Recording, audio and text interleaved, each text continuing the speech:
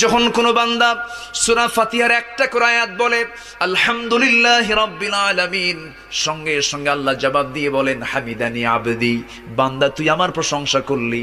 আর রহমানির রহিম যখন বলে আল্লাহ বলেন আসনা আলাইয়া আবদি। মালিক ইয়াউমিদ্দিন যখন বলে আল্লাহ বলেন মাজ্জাদানি আবদি।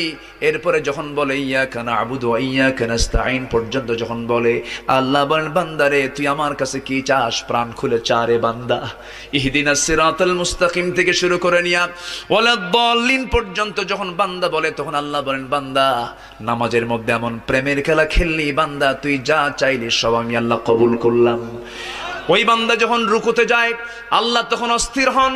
ওই বান্দা যখন সিজদায় যাওয়ার জন্য প্রস্তুতি নাই, সমস্ত ফেরেশতাকে ডাক দিয়ে বলেন ও ফেরেশতারা, এই বান্দাগুলো আমাকে দেখলো না, রাসূলকে দেখলো না, কোরআনকে দেখে হাদিসকে বিশ্বাস করে আমাকে খুশি করার জন্য তার সবচেয়ে সম্মানজনক